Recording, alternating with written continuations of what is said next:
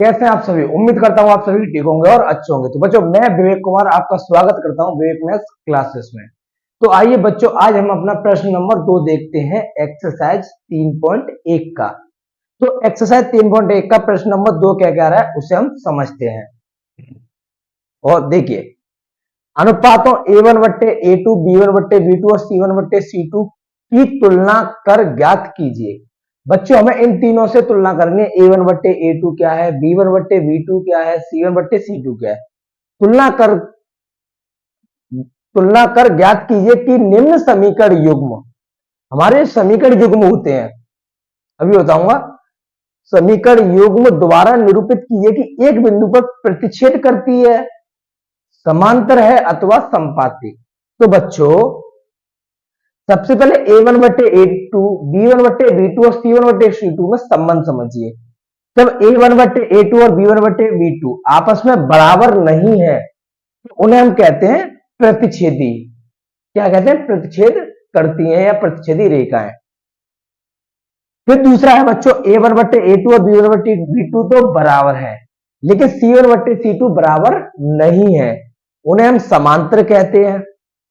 तीसरा है बच्चों, A1/A2, B1/B2 और C1/C2, जब तीनों ही बराबर हो हमारे तो उन्हें हम संपाती कहते हैं। क्या कहते हैं बच्चों?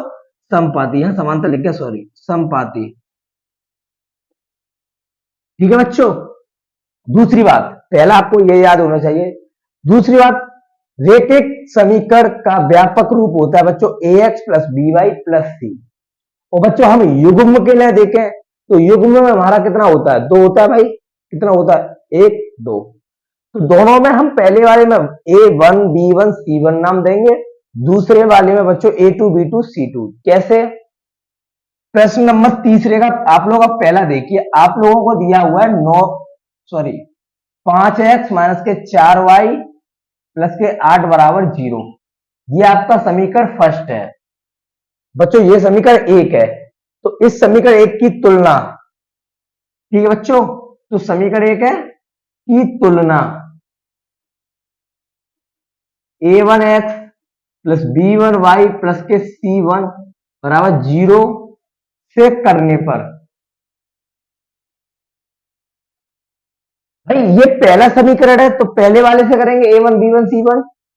ये दूसरा समीकरण तो दूसरे वाले से करेंगे। तो आप लोग देख सकते हैं बच्चों, यहाँ x के साथ गुणा में 5 है और यहाँ x के साथ गुणा में A1 है, तो A1 की वैल्यू होगी 5, कॉमा यहां बच्चों y के साथ B1 और यहाँ y के साथ 4 है, लेकिन किसका 4 है बच्चों? माइनस का। तो चिन्ह सहित लेना है आप लोगों को। C1 बच्चों, यहाँ C1 है और यहाँ 8 है सिर्फ, तो C1 की वैल्यू 8। ठीक है।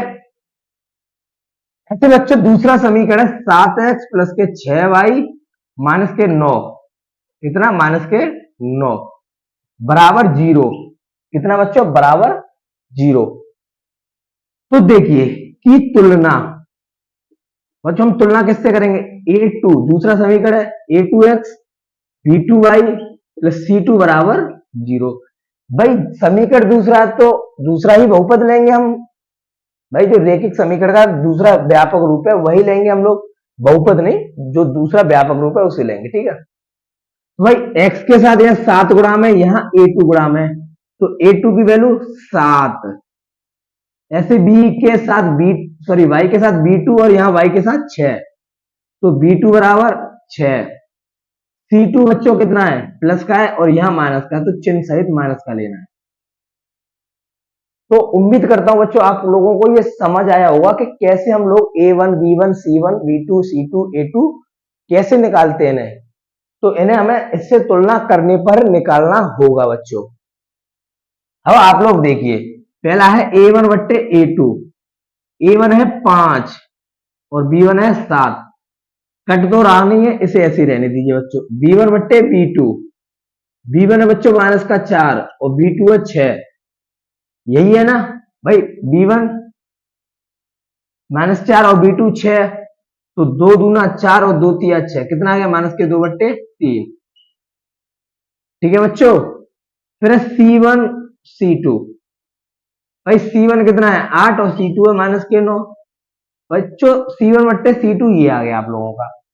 अब आप लोगों को देखना है कि इन तीनों में से ये किस नियम को अप्लाई हो रहा है, इसमें से किस नियम को फॉलो कर रहे हैं ये लोग।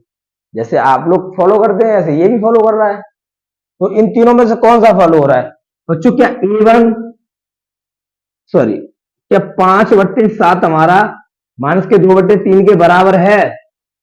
तो आप लोगों को साफ दिख रहा होगा ये बराबर है ही नहीं है भाई। ऊपर 5 है, इधर -2 है, नीचे 7 है, इधर 3 है, तो जो ये बराबर ही नहीं है बच्चों, तो ये कौन सी पहली शर्त को फॉलो कर रहा है या नहीं? भाई हमें पहली शर्त यही, पहले आप इससे चलिए, पहले आप इससे चलिए, दूसरे में आप बच्चों इससे चलिए, तीसरे में आप लोग इससे चलिए, ठीक है। तो जो आपको पहली नहीं दिख रही, तो ये A1/A2 बराबर नहीं है B1/B2 के, तो ये कौन सी रेखाएं हो गई? प्रतिच्छेदी, प्रतिच्छेदी रेखाएं, यह बेटा प्रतिच्छेद करती हैं, रेखाएं एक बिंदु पर प्रतिच्छेद करती हैं। प्रतिच्छेदी रेखा लिखिए, रेखाएं नहीं, रेखा, ठीक है बच्चों। तो ये आपका हो गया पहला वाला प्रश्न। उम्मीद करता हूं आप लोगों को समझ आया होगा। अब इसी में हम दूसरे वाले की तरफ चलते हैं, आप लोग इससे कीजिए नोट बच्चों। चलिए बच्चों, तो अब इसमें हमारा दूसरा वाला क्या कह रहा है? 9x + 3y + 12। पहले वाले को उठाता हूं मैं भाई, 9x + 3y + 12 बराबर 0। बच्चों किससे करेंगे की तुलना? भाई पहला वाला तो A1x + B1y + C1 बराबर 0 से करने पर, से करने पर, ठीक है बच्चों। तो भाई x की जगह 9 है, x के साथ, और एक x के साथ A1, तो A1 बराबर 9। ऐसे ही y के साथ B1 और y के साथ 3, तो B1 बराबर 3। यहां C1 है बच्चों, इधर 12, ठीक है। तो ये तुलना हो गई, सेम उठा लिया हमने बच्चों। तो अब इसमें दूसरा वाला क्या कह रहा है? 18x। क्या कह रहा है बच्चों? 18x + 6y + 24 बराबर 0। बच्चों समीकरण दूसरा है, तो तुलना किससे करेंगे? दूसरे वाले से, A2x + B2y + C2 बराबर 0 से करने पर, ठीक है बच्चों। x के साथ A2 है और x के साथ 18 है, तो A2 बराबर 18। यहां y के साथ B2 है और यहां y के साथ 6 है, तो B2 बराबर 6। यहां C2 बच्चों अकेला है, इधर 24 भी अकेला है, ठीक है। तो ये आप लोगों को वैल्यू निकालना आ गया होगा आप लोगों को बच्चों, कि तुलना कर जैसे गुणा में लिखा हुआ है, जैसे इससे दिख रहा होगा आपको यही रूप है, ये इसका रूप एक जैसे ही है ना। तो आप लोग ABC, A1 B1 C1, A2 B2 C2 निकाल सकते होंगे आप लोग, भाई निकाल सकते हैं ना, तो इसमें निकालना कोई बड़ी बात नहीं है। अब आप लोग क्या करेंगे? A1/A2, भाई A1 कितना है? 9 और A2 18। भाई 9 × 9, 9 दूनी 18, कितना आ गया बच्चों? 1/2। ऐसे ही B1/B2, भाई B1 है 3 और B2 है 6, B1 3 B2 6, 3 × 3, 3 दूनी 6, कितना आ गया बच्चों? 1/2। ऐसे बच्चों C1/C2, C1 12 है, C2 24 है, तो 12 × 12, 12 दूनी 24, 1/2। तो आप लोग देख रहे होंगे बच्चों, ये भी 1/2, ये भी 1/2, वो भी 1/2, तो तीनों चीजें आपस में बराबर आ रही है या नहीं? 1/2 1/2 1/2, तो सब कुछ बराबर है भाई। 1/2 के बराबर ये वाला 1/2 इसके बराबर है, और ये वाला इसके बराबर है। भाई तीनों मान बराबर है या नहीं? भाई आप लोगों को दिख रहा होगा काटकर एक जैसा आया है, तो ये वैल्यू A1/A2 बराबर B1/B2 बराबर C1/C2।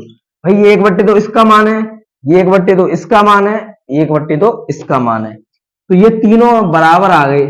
और ये तीनों जब बराबर हो से हम क्या कहते हैं? समपाती। क्या कहते हैं बच्चों? समपाती रेखाएं। तो ये हो गया आपका प्रश्न दूसरे का, दूसरे वाले का आंसर।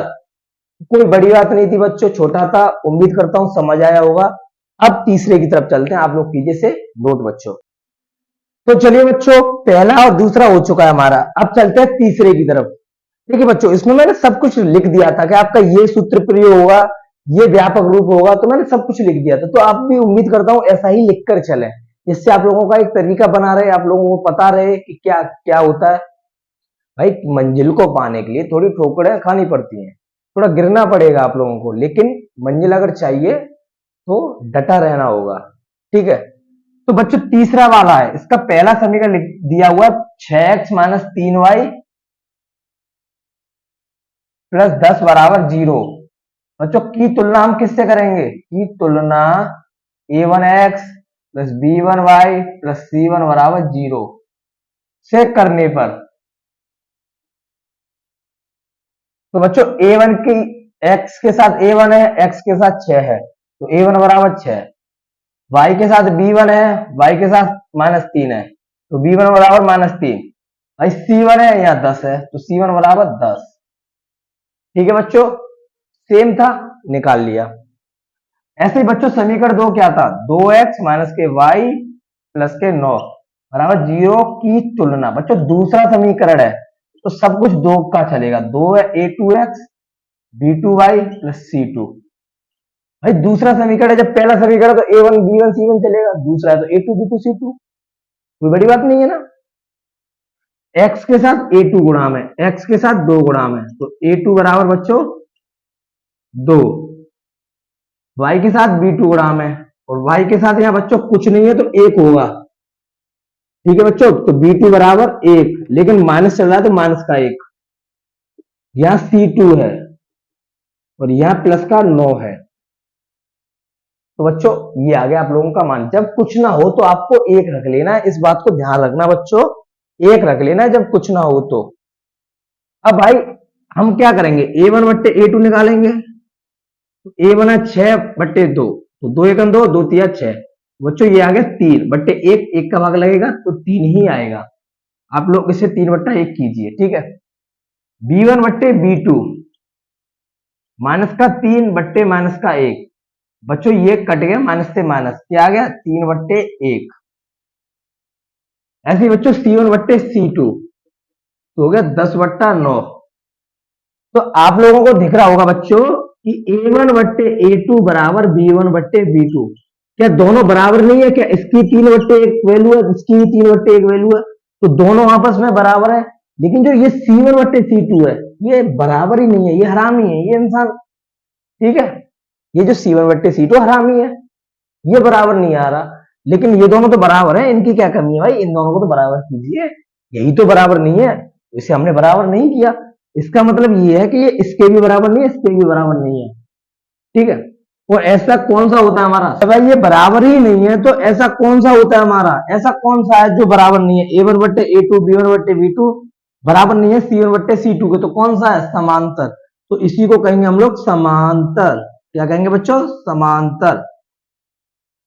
तो उम्मीद करता हूं बच्चों आपको ये तीसरा वाला भी समझ आया होगा। तो दूसरे के प्रश्न सभी हो चुके हैं, तो आज की क्लास में हम बच्चों इतना ही रखेंगे, क्योंकि मैं 2-3 दिन के लिए कहीं जा रहा हूं। मैंने आपकी क्लासेस रिकॉर्डेड की हैं 20-20 मिनट, इससे ज्यादा नहीं की हैं, इसलिए मंडे से आपकी क्लास लेकिन फिर उसी टाइम पे चलेंगी, 50 मिनट की, 40 मिनट की। ठीक है बच्चों, तो आज के लिए इतने काफी।